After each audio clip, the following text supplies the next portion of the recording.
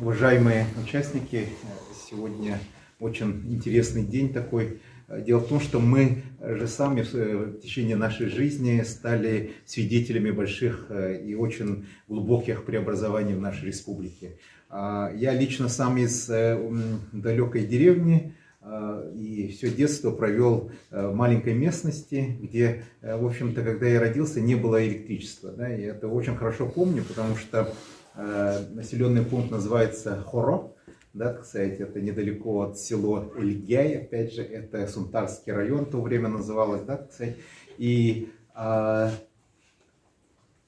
1977 году, 1 мая, мы собрались и праздновали, что, значит, к нам подвели электричество впервые. И это было такое большое событие. Да, так сказать, построили Вилюйскую гидроэлектростанцию, все время говорили, какой великий человек у нас появился, да, так сказать, Евгений Никонорович, да, значит, Батынчук, такой вот был директор, значит, этого огромного, значит, строительного блока, который построили гидроэлектростанцию на реке Вилюй. И вот была такая замечательная река у нас. Мы постоянно ходили, плавали, все было очень чисто, ярко и красочно. Ловили там, значит, наших этих замечательных рыбок, кушали, все очень чисто было. Потом все изменилось, буквально наша жизнь, да. И в 80-м году впервые я увидел впервые, да, телевизор. Что у нас вот появился, человек поехал в город Мирный, привез оттуда первый, значит, телевизор, и мы стали, значит, с таким вниманием смотреть на передачу такую, да, так сказать, как открывали Олимпиаду в Москве 80-го года. Да, это было большое событие в нашей деревне. Но дело в том, что оказалось, что у нас нету так называемой антенны и передающей антенны, так что качество было невероятно плохим. Да, так сказать, в то время.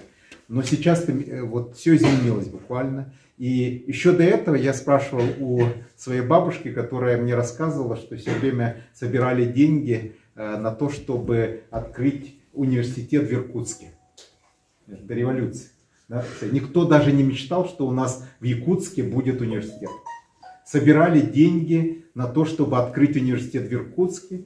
И это никак не удавалось. Собирали очень долго, потому что моя бабушка рассказывала, что они собирали, а до этого ее бабушка собирала деньги, чтобы открыть университет в Иркутске, чтобы якутские дети могли поехать в Иркутск учиться в университете. Это была такая мечта. А чтобы поступить в университет, вы должны были сперва учиться в гимназии. Без гимназии вас не принимали в университет. Вот такая была история.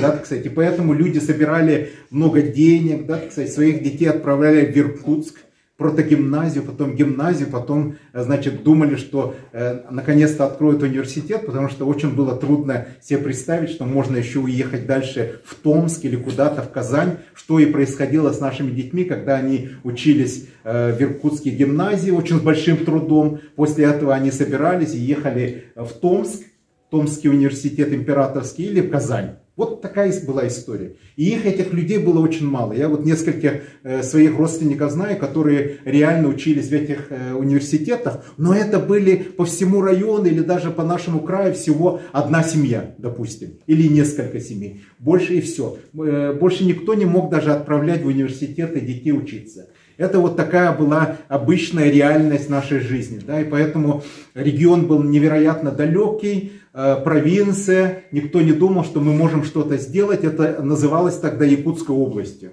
А район, в котором я жил, да, кстати, он еще даже не принадлежал Якутии, он даже не был частью, значит, Якутской области, он входил в Килинский уезд Иркутской области. Вот так вот было. Да, так сказать. Поэтому вся жизнь наша абсолютно изменилась после того, как власти пришли, как говорится, коммунисты-большевики. Это уже после революции. Что самое замечательное, да, все эти изменения произошли еще с большим таким темпом после принятия как раз акта суверенитета, который произошел как раз при, значит, руководстве нашей республики Михаилом Ефимовичем Николаевым. Потому что у каждого тогда была мечта увидеть нашу республику сперва таким союзной республикой. Да? Все мечтали, чтобы у нас был 1 000 000 жителей. И это я помню очень хорошо, каждый человек в семье говорил: вот, когда у нас будет 1 000 000 человек, у нас будет возможность стать союзной республикой. Это была такая мечта у людей. И я помню очень хорошо, когда в 1982 году у нас первый 1 000 000 человек появился. Первый 1 000 000. Да, так сказать. И это я очень хорошо помню, потому что я как-то оказался свидетелем совещания интересного, да, так сказать, где люди сидели и говорили: а кто же будет этим миллионным ребенком, да, так сказать. И выбрали семью русскую, и, значит, ну, был этот украинец, да, так сказать, и якутская женщина, да, так сказать, и ребенок получился такой интернациональный, так сказали, да. И я помню очень одно слово, да, кто-то из председателей, значит, оргкомитета сказал: вот кортеж поедет так. И я думал, что такое кортеж, да, а на самом-то деле это был кортеж, да, так сказать. Мы даже слова такие не произносили в то время.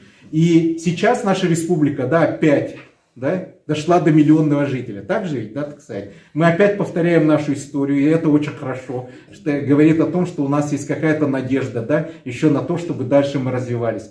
И благодаря тому, что суверенитет дал нам возможность самим думать самостоятельно, самим что-то делать. Потому что если мы бы все время сидели и ждали, что там произойдет, и кто нам даст возможность развиваться, то было бы очень трудно. Раньше же как было, да, если ты хотел даже какое-то пристройство построить в школе, да, ты должен был обратиться через Москву. Это был невероятно сложный процесс. А до революции еще сложнее, потому что любые изменения требовали подписи императора. А поэтому дела там могли годами где-то находиться, да, пока они дойдут до императора, до его подписи.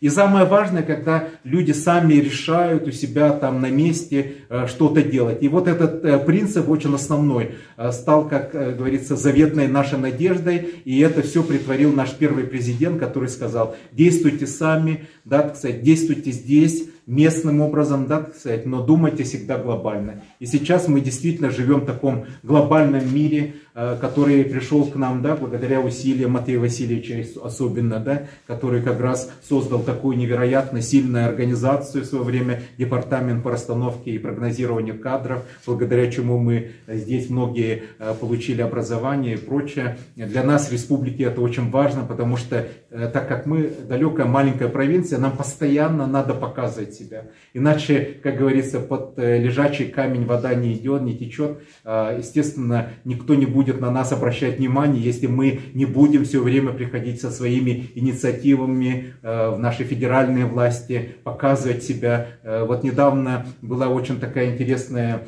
встреча, да, так сказать, вот президент нашей страны Владимир Владимирович как раз сказал, что очень креативное, да, так сказать, развитие идет в Якутии. Это же очень большой такой знак, как говорится, важное внимание, да, которое оказывает федеральное правительство. Но это же произошло не потому, что это оказывает федеральное правительство нам, да, это потому, что у нас много очень творческих людей, которые что-то пытаются сделать, и это делают очень активно. И все это продвигается у нас нашей главой республики Арсением Сергеевичем, чему мы очень сейчас благодарны, потому что это действительно очень большого стоит. Нам надо много трудиться и работать, и всегда вот то движение, которое началось с принятием декларации о суверенитете, оно продолжается, моментум растет, и импульс движения задан, вектор очень хороший, и мы надеемся, что еще раз, да, так сказать, мы докажем, что мы действительно очень такое достойное место, где мы можем развиваться. Я еще раз вот хочу вспомнить, да, слова очень интересные. Наша вот соседняя страна, Япония, да, и вот у нас как раз сидит человек, который много времени провел в Японии, да, так сказать, когда я был ребенком, мы даже не знали, что из себя представляет Япония, да, так сказать, и когда мои родители, да, неожиданно вот из деревни поехали в 1978 году в Японию.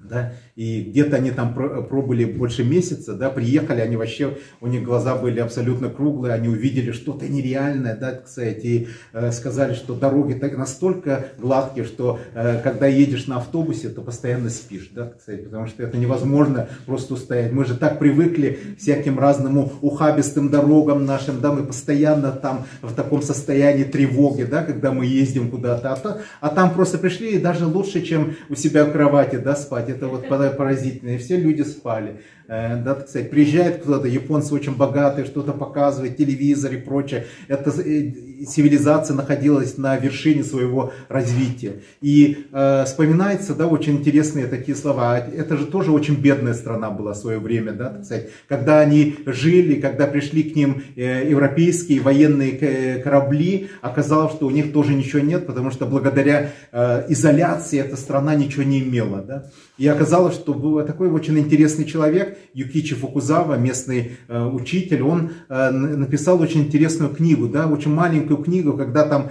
шла нереальная война между разными кланами, там императорским, неимператорским, кем-то самураями, да, так сказать. Эта маленькая книжка называлась «Храбрость в учении», да, так сказать. Каким образом вы, да, самураи, допустим, да, так сказать, покажите себя, если вы поедете учиться за границей, то докажите, что вы самураи, да, так сказать, не поле боя, да, так сказать, как вы сумеете выжить в другой стране, получая знания.